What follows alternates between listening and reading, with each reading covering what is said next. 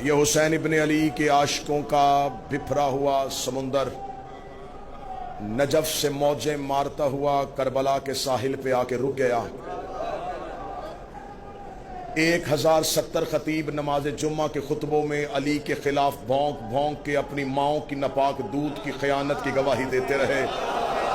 وہ خطیب مر گئے، علی آج بھی زندہ ہے۔ وہ بادشاہ اپنی قبروں کے جہنم میں چلے گئے، علی آج بھی زندہ ہے۔ جاؤ پوری تاریخ کا معائنہ کر کے دیکھو، پوری تاریخ کا مطالعہ کر کے دیکھو۔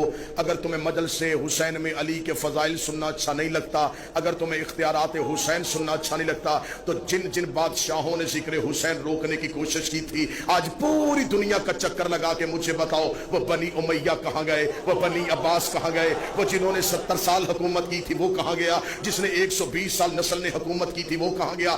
آج پوری دنیا کا چکر لگا کے مجھے بتاؤ جنہوں نے انسانی لہو کے گارے کے ساتھ دیواریں کھڑی کی تھی وہ بادشاہ کہاں چلے گئے، جنہوں نے کھوپڑیوں کے مینار بنائے تھے وہ کہاں چلے گئے، جس نے قبر حسین پہ ہل چلایا تھا وہ متوکل کہاں گیا، جنہوں نے فرات کا پانی کاٹا تھا وہ بادشاہ کہاں گیا۔ آج پوری دنیا میں ہارون رشید کی قبر کہیں نہیں، آج پوری دنیا میں مامون رشید کی قبر کوئی نہیں۔ عباسی بادشاہ مر گئے، اموی بادشاہ چلے گئے، وہ تخت زمین کے نیچے چلے گئے۔ حسین کی قبر پہ کل بھی طواف ہو رہا تھا، حسین کی قبر پہ آج بھی طواف ہو رہا ہے۔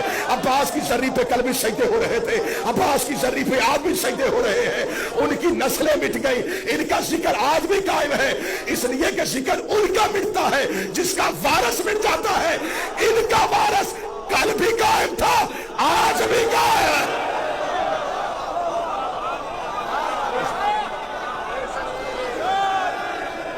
سارے بولو، مل کے بولو، حیدری۔ ثبوت ہو کہ حسین کی عاشق آئے۔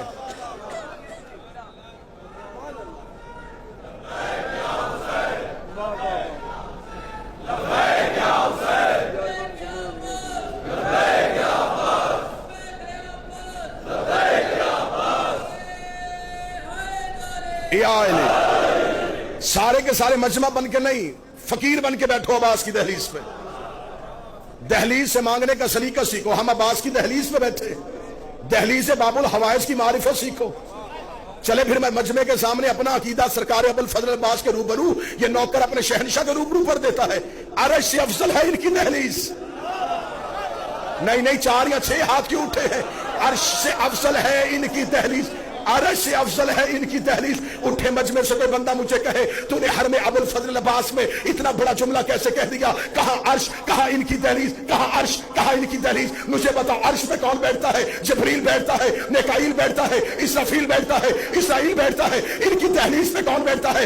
ابو سر بیٹھتا ہے، مقداد بیٹھتا ہے، سلمان بیٹھتا ہے، فضہ بیٹھتی ہے۔ مجھے ساری کتابیں اٹھا کے بتاؤ کبھی سلمان نے کہا ہو یا علی مجھے عرش پہ بھیج، کبھی قمبر نے کہا ہو مجھے جنت سے روٹی منگوا دے، کبھی فضہ نے کہا ہو مجھے جنت کی سیر کروا دے۔ ادھر والے ادھر نہیں جاتے، ادھر والے فقیر بن کے، یتیم بن کے، اسیر بن کے۔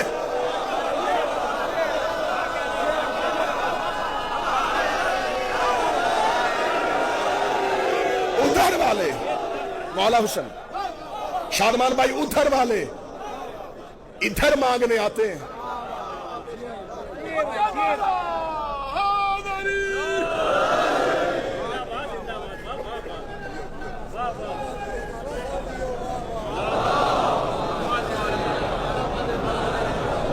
مولا کی دہلیز پہ خطیب کو داد نہیں عقیدے کی گواہی دینا۔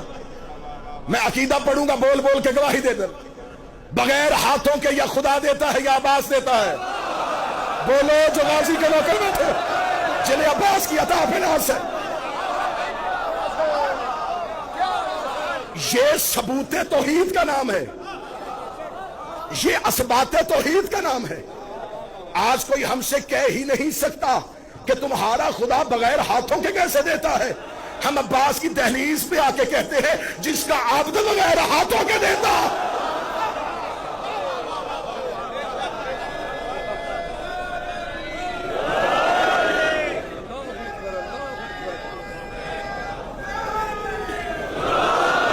وقت کے دامن میں وسعت نہیں کہ میں تفصیلی عباس پڑھوں، اور ویسے بھی حضرت عباس پڑھنے کے لیے لہجے کا حسین ہونا ضروری ہے۔ جو قریب بیٹھو یہ تھوڑا تھوڑا میرے ساتھ بولتے رہنا۔ نہ کہ بھائی عباس پڑھے کون؟ ہمیں چلیے عباس کون پڑھے؟ کون پڑھے کہ عباس کسے کہتے ہیں؟ لہجہ حسین کا ہو، پھر کوئی بتائے کہ عباس کسے کہتے ہیں؟ جس کا منبر ہی کعبے کی چھت ہو۔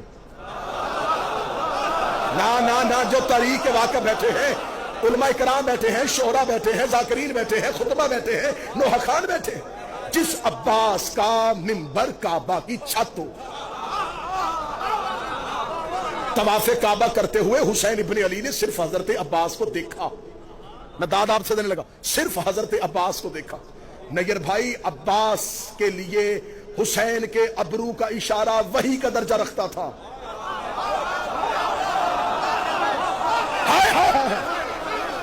حسین کے ابرو کا اشارہ عباس کے لیے وحی کا درجہ رکھتا تھا۔ جو حسین کے چہرے پہ صحیفہ قدرت کو پڑھے، جو حسین کے چہرے پہ امر توحید کا قاری ہو، اسے عباس کہتے ہیں۔ حسین ابن علی نے صرف حضرت عباس کو دیکھا۔ عباس نے حسین کے لشکر سے کہا، کریم کہتے ہیں کہ حج کو عمرے میں تبدیل کرو، کریم چاہتے ہیں کہ حج کو عمرے میں تبدیل کرو۔ ساتھیوں نے احرام کھولنے شروع کیے، کسی ایک نوکر نے بھی یہ نہیں کہا، اے عباس مولا حسین سے پوچھئے، ہم تو حج کرنے کے لیے آئے ہیں، اتنی بڑی عبادت کر رہے ہیں، ابھی تھوڑا ہی تو لمحہ ہے، ہمیں حج مکمل کر لینے دے۔ انہوں نے فوراً احرام کھول دیے۔ انہیں پتا تھا کعبے کے چکر کو حج نہیں کہتے، حسین کی اطاعت کو حج کہتے ہیں۔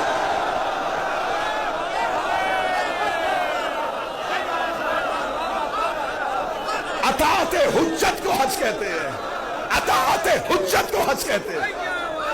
حج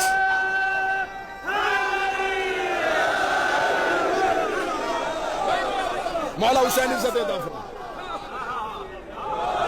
میں نے آج تک میں نے کبھی منبر سے نہیں کہا کہ آؤ میں تمہیں عباس کی بہادری سناؤں۔ شجاعت عباس تو کوئی پڑھ ہی نہیں سکا۔ اب اہل زبان سے میں داد لینے لگا ہوں، شعرا سے داد لینے لگا ہوں۔ عباس کس کریم کو کہتے ہیں؟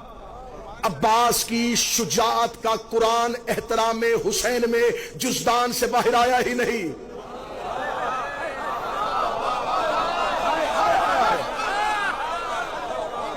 عباس کی، ابرار بھائی، عباس کی شجاعت کا قرآن احترام حسین میں جزدان سے باہر آیا ہی نہیں۔ جسے تم عباس کی بہادری کہتے ہو وہ عباس کی خاموشی ہے۔ تم نے عباس بادشاہ کی چپ کو میرے شہنشاہ کی شجاعت سمجھا۔ کہا حسین نے، عباس حج کو عمرے میں تبدیل کیجئے۔ عباس نے لشکر کو روک لیا۔ جب لشکر کو روکا تو وہ جو لاکھوں آئے تھے نا احرام کے نیچے تلواریں لے کے، وہ مسکرائے، جا رہا ہے حسین، ہم نے حج نہیں پڑھنے دیا، یہ شریعت کا وارث تھا اور ہم نے حج سے روک دیا۔ عباس نے ان کے دل کی زبان کو اپنے جسم کے کانوں سے سنا۔ جو عباس کے حرم میں بیٹھ کے بھی عباس نہ سنے، اس نے کہا سننا ہے۔ غازی نے ان کی دلوں کی زبانوں کو اپنے بدن کے کانوں سے سنا۔ عباس ابن علی نے اجازت کے لیے حسین کی طرف دیکھا، کریم نے آنکھ کا اشارہ دیا، عباس نے کعبے کی دیوار پہ ہاتھ رکھا۔ اب اللہ جانے میں غازی بادشاہ شہنشاہ تیرے دروازے پہ تیرا نوکر، تیرا جارب کش اتنی بھیک مانگتا ہے کہ اس مجمع میں وہ معرفت دے دینا کہ میں اگلا جمعہ کہہ سکوں۔ عباس نے خانہ کعبہ کی دیوار پہ ہاتھ رکھا۔ کعبہ نے فتح مکہ میں محمد کی طرح عباس کے احترام میں شانوں کو جھکایا۔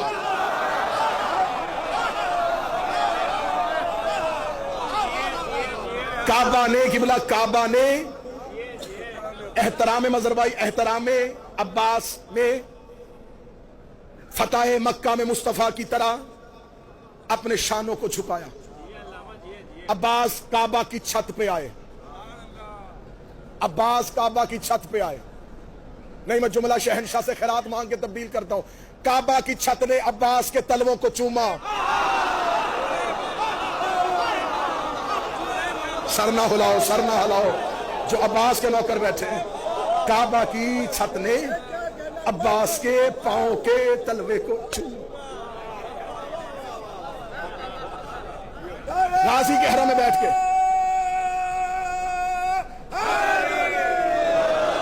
غازی شہنشاہ کے